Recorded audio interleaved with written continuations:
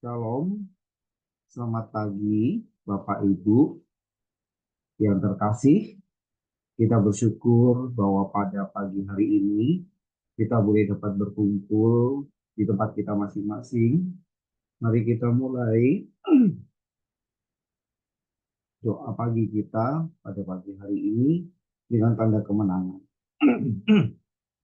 Dalam nama Bapa dan Putra dan Roh Kudus. Amin.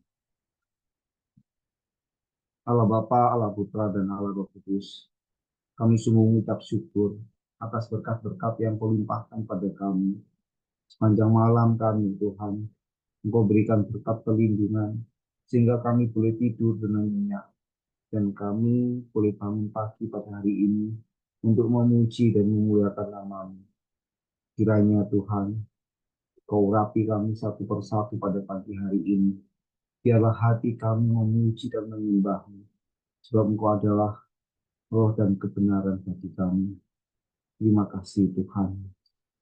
Berkati semua pelayan-pelayan yang bertugas pada pagi hari ini.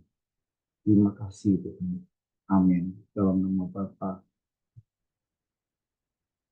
Mari Bapak Ibu yang terkasih, kita angkat pujian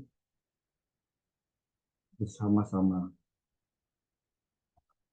Engkaulah kekuatanku,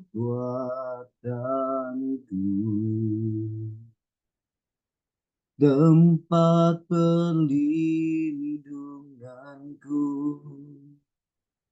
saat badai menerpa. Aku tak akan goyah, aku tak akan goyah, sebab Kau sertaku.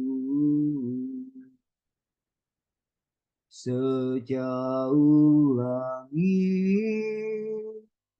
dari bumi, begitu besarnya kasih-Mu,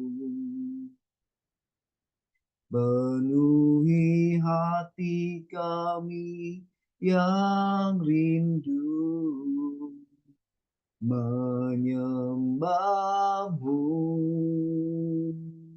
Yesus. Sejauh langit dari bumi, begitu besarnya kasih-Mu. Kaulah Tuhan, kekuatanku, sukacitaku. Engkaulah kekuatanku,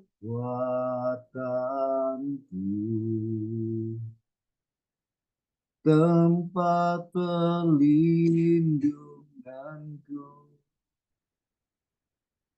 saat badai menerpa. Aku tak akan goyah, aku tak akan goyah, sebab Kau sertaku. Sejauh langit dari bumi, begitu besarnya kasih-Mu, penuhi hati kami yang rindu menyembah-Mu, Yesus. Sejauh langit dari bumi, begitu besarnya kasih-Mu, Kaulah Tuhan, kekuatanku, sukacitaku.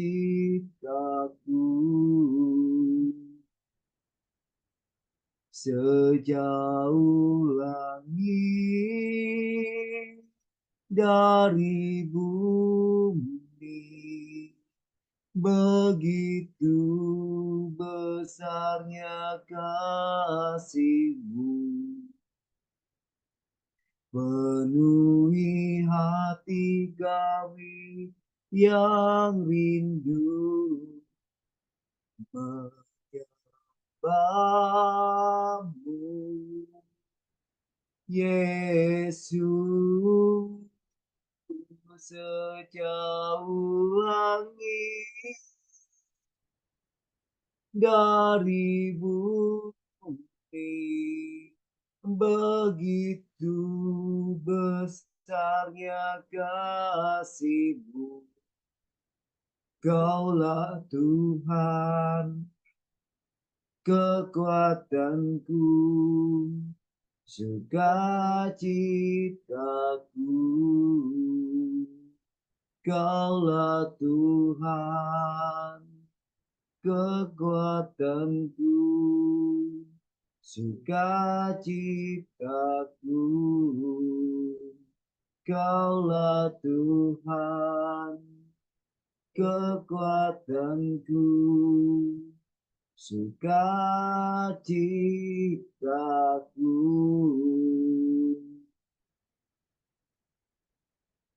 Benar Tuhan, Engkau adalah kekuatan kami. Engkau adalah sukacita kami.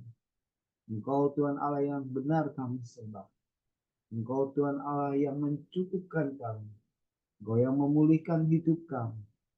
Tak henti-hentinya kasih setiamu tercurah dalam hidup kami. Kau kenyangkan kami dengan berkat-berkat-Mu Tuhan. Biarlah pada pagi hari ini kami boleh datang untuk memuji dan menyembah Yesus. Kemuliaan, pulihkan hatiku, Yesus. Kemuliaan, berkati hidupku, Yesus. Kemuliaan, pulihkan hatiku, Yesus. Kemuliaan, berkati hidupku.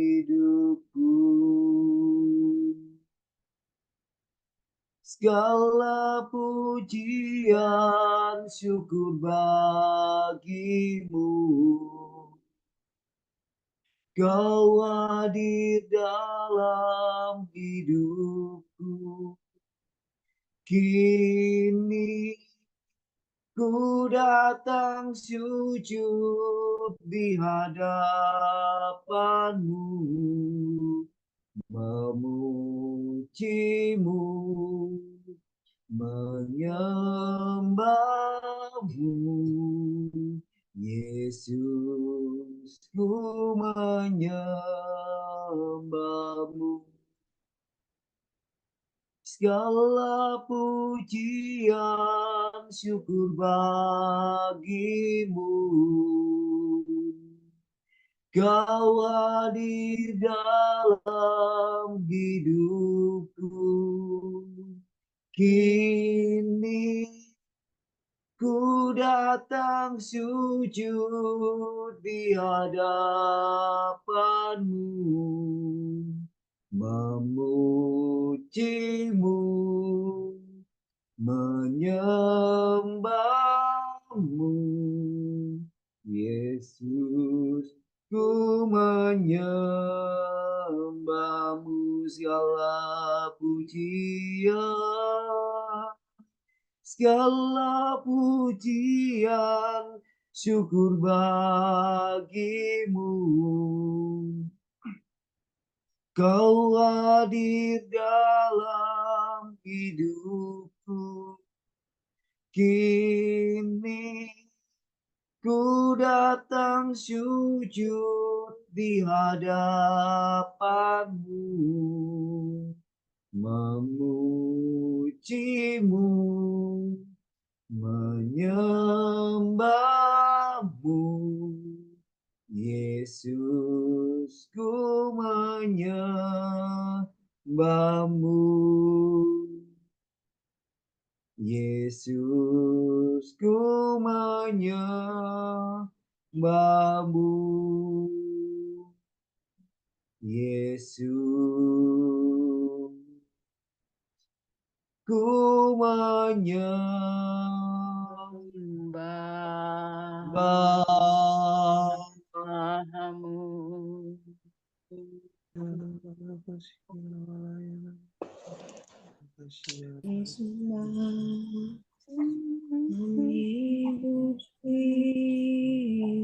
Sungguh kami menyembahmu, inilah kami, inilah kerinduan kami, orang bersyukur ya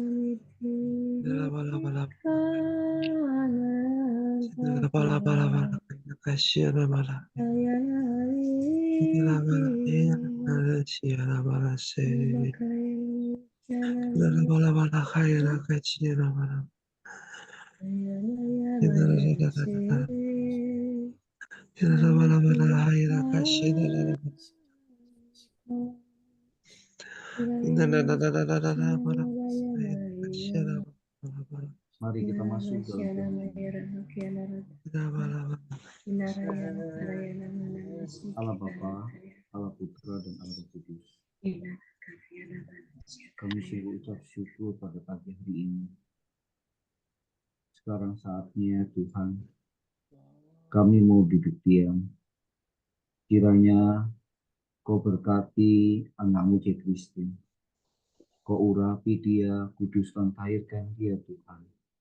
Agar apa yang dia perkatakan, biarlah semua berasal daripada-Mu.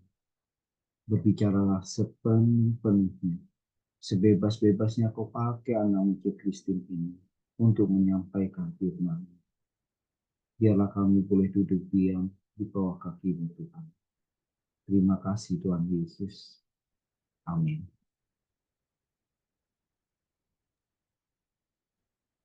Bapak, Ibu, saudara-saudari yang terkasih dalam Kristus, bacaan pada pagi hari ini diambil dari surat kedua Rasul Paulus kepada jemaat di Korintus 5 ayat 14 sampai dengan 17. Sebab kasih Kristus yang menguasai kami, karena kami telah mengerti bahwa jika satu orang sudah mati untuk semua orang, maka mereka semua sudah mati. Dan Kristus telah mati untuk semua orang, supaya mereka yang hidup tidak lagi hidup untuk dirinya sendiri, tetapi untuk Dia yang telah mati dan telah dibangkitkan untuk mereka. Sebab itu, kami tidak lagi menilai seorang juga pun menurut ukuran manusia. Dan jika kami pernah menilai Kristus menurut ukuran manusia, sekarang kami tidak lagi menilainya demikian. Jadi, siapa yang ada di dalam Kristus, ia adalah ciptaan baru. Yang lama sudah berlalu. Sesungguhnya yang baru sudah datang. Demikianlah sabda Tuhan. Syukur kepada Allah. Bapak, Ibu, saudara-saudari yang terkasih dalam Kristus, saat saya merenungkan bacaan firman pagi ini, saya mendapatkan beberapa poin yang mungkin dapat kita renungkan bersama pada pagi yang indah ini. Poin yang pertama ada di dalam ayat 14.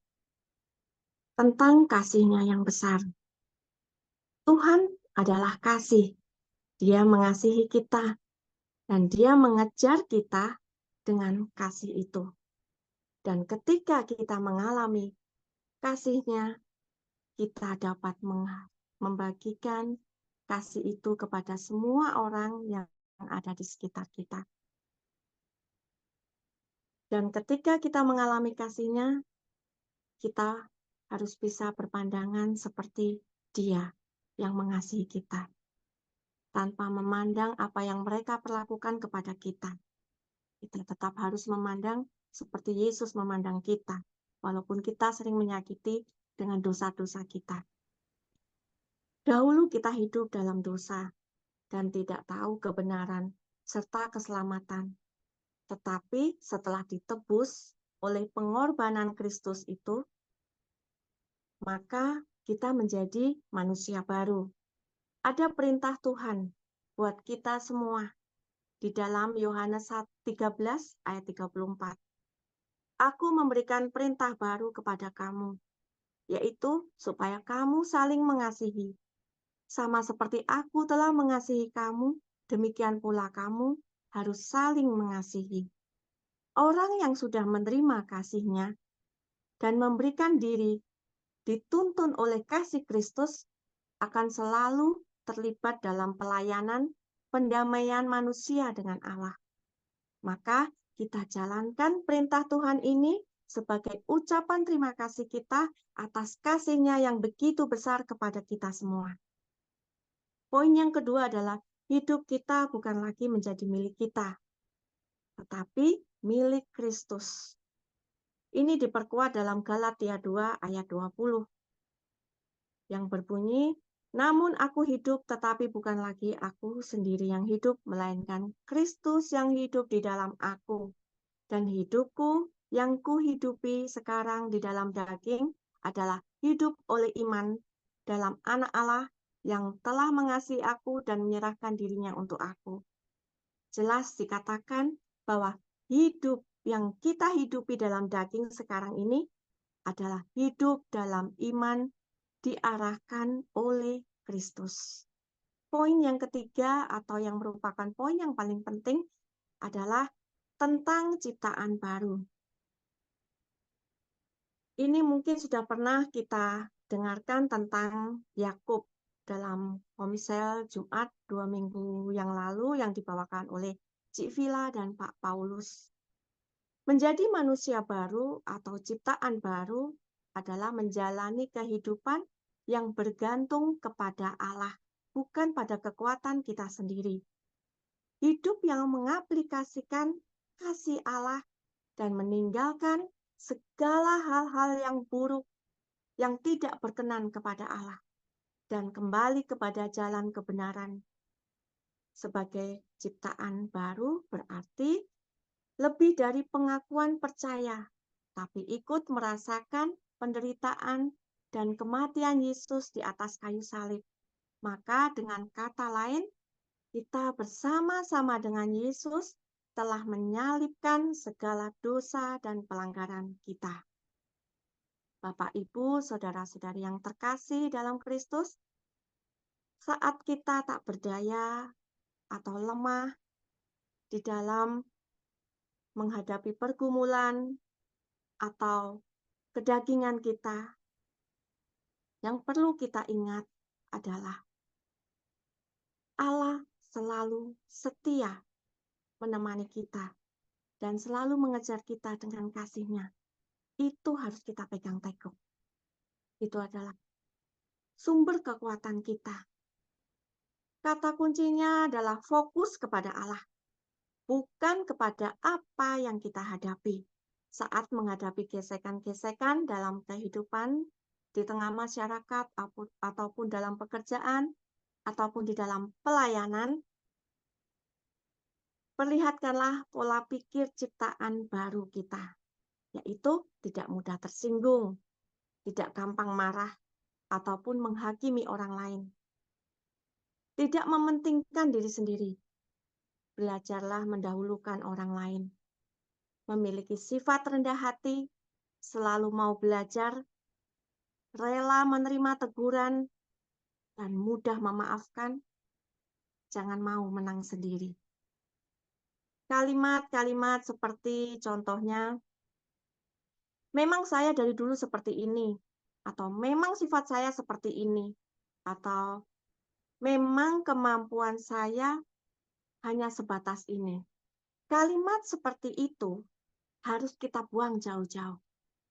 Ingatlah, kita ini adalah ciptaan yang baru. Jangan lagi membanggakan dan mempertahankan hidup lama kita. Berubahlah oleh pembaruan pikiran kita, sehingga kita dapat mengerti kehendak Allah, mengerti bahwa kehendak dan tujuan Allah dalam hidup kita itu adalah besar. Mengerti bahwa impian Tuhan bagi hidup kita sangat dahsyat.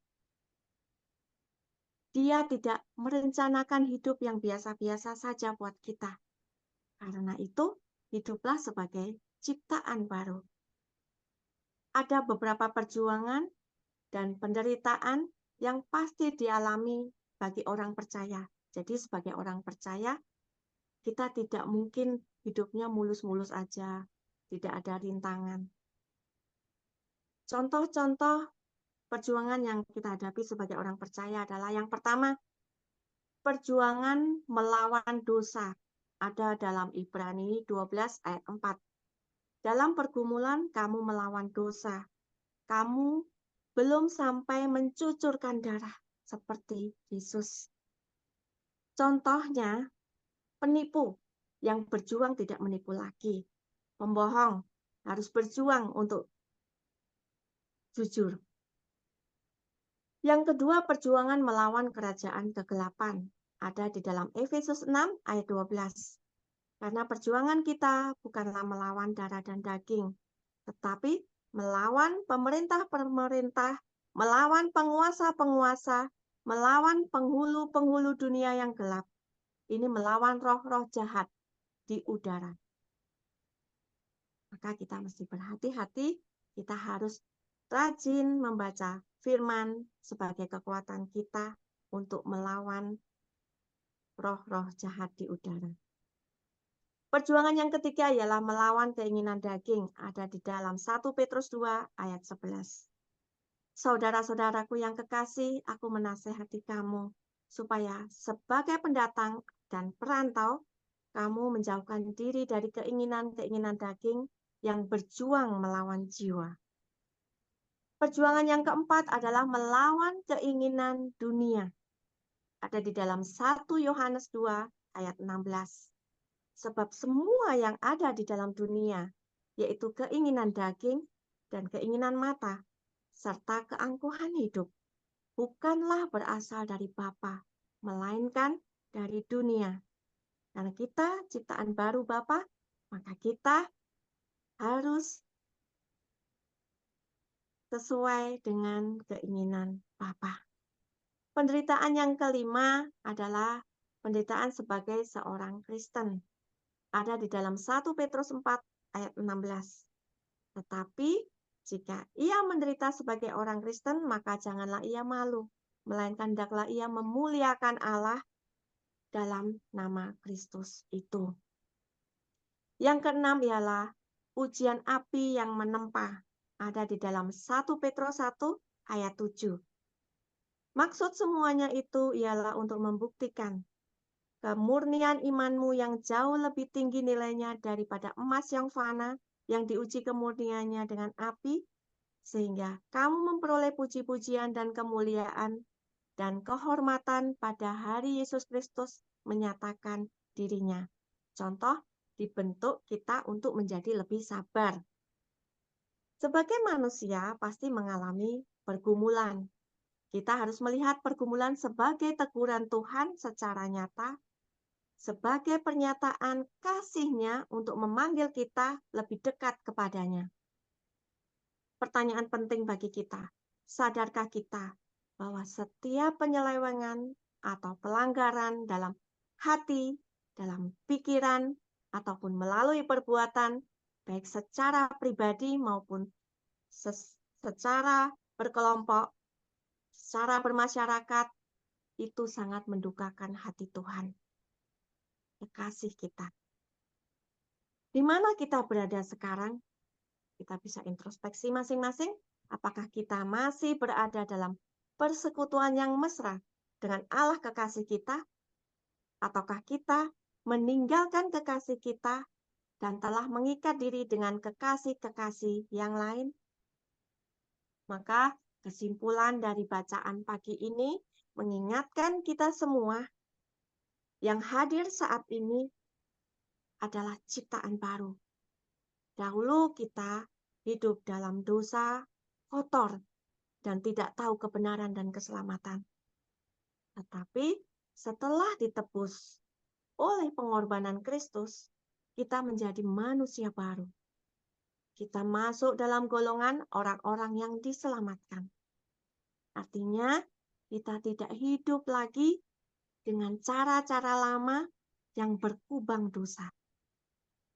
Kita harus mengalami perubahan hidup.